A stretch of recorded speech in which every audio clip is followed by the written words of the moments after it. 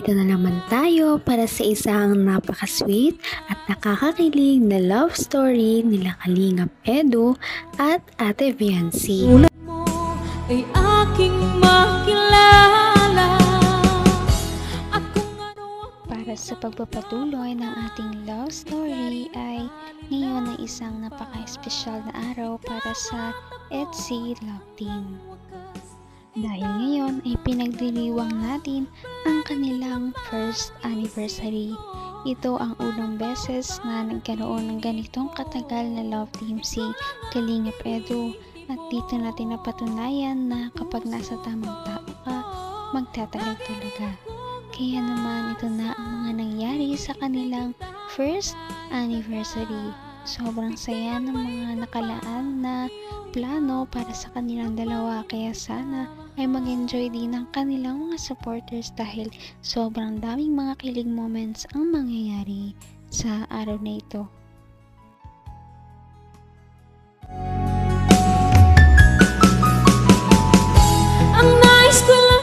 So, happy anniversary. Okay na kayo ito pa? Happy anniversary sa ating dalawa. At ngayon, gusto kong sabihin sa'yo na thank you dahil palagi kang nandyan at supportive ka sa lahat sa mga ginagawa ko. Minsan, sinasamahan mo ako sa live ko, yan, sa ano pa ba? Sa live. Minsan, sinishare mo yung ko. Sobrang na-appreciate ko yung lalo na yung pag nasama ka sa akin sa scouting. And sobrang nakakatawa yun para sa akin. Yung mga ngayon, mahalaga sa akin. Saka, isama natin dito. Lahat. Sobrang memorable lahat yun. Lahat ng vlogs natin. Lahat ko pinapanood din. Hindi mo lang alam. Kasi, parang gusto ko pa nakita minsan Hindi ako natin tinitingin ko yung mga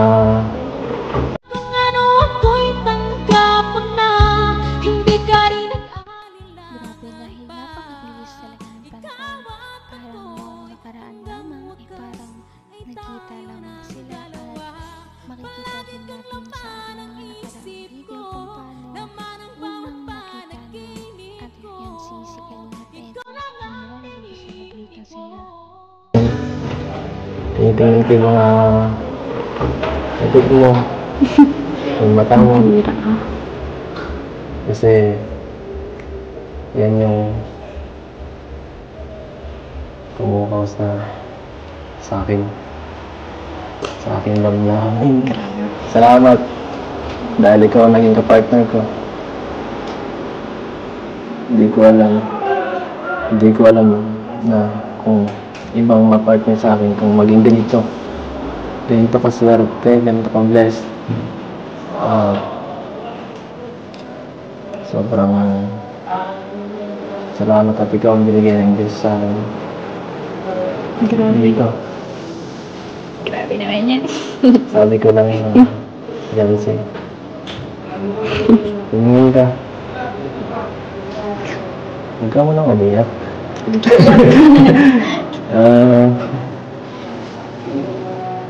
Jancy, thank you sa lahat.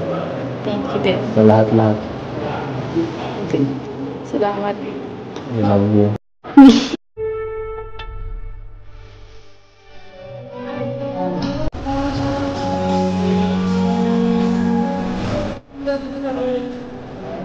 Malayo pala tayo. Saan po tayo mapunta? Ang bihira. Huwag ka mag-alala. Pupunta tayo sa bahay niyo. Naman ang bawat panaginip ko. Ikaw lang ang Marami silang mga nalagpasan na issue at iba pang mga problema na dumating sa kanilang buhay, maging personal man o pang love team. Kaya napakahalaga talaga nilang dalawa sa isa't isa dahil sila ang magsisilbing lakas ng bawat isa.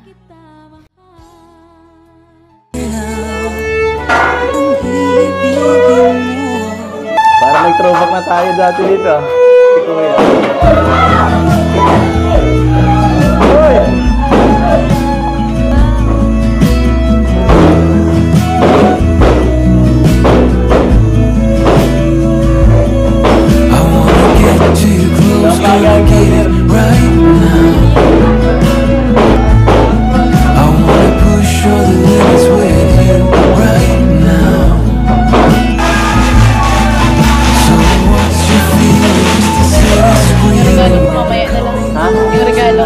Regalo mo, Alin? Meron dyan sa kotse mo. Hindi ba yung nasa harap ng regalo? Gusto mo?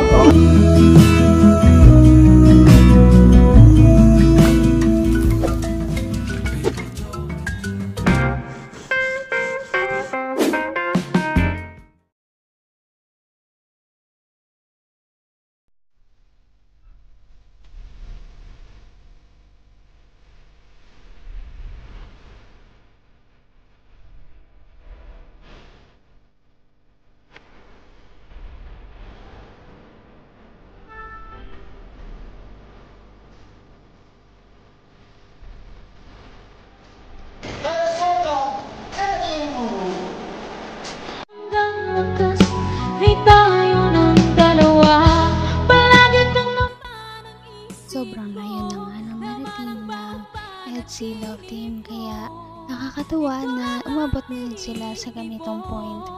Kailan kaya magkakaroon ng katotohanan ang love team na ito at kailan talaga sila magkakatuluyan? Pero ang importante ngayon ay syempre umabot na sila ng 1 taon at ito na nga ang kanilang celebration.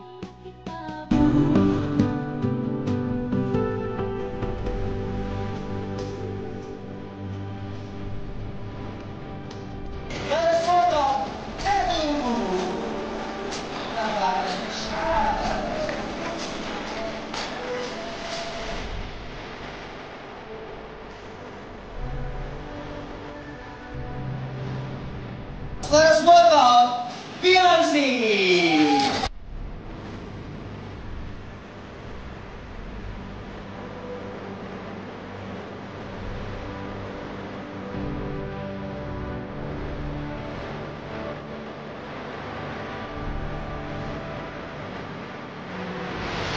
Beyonce, orders for your supporters with This one.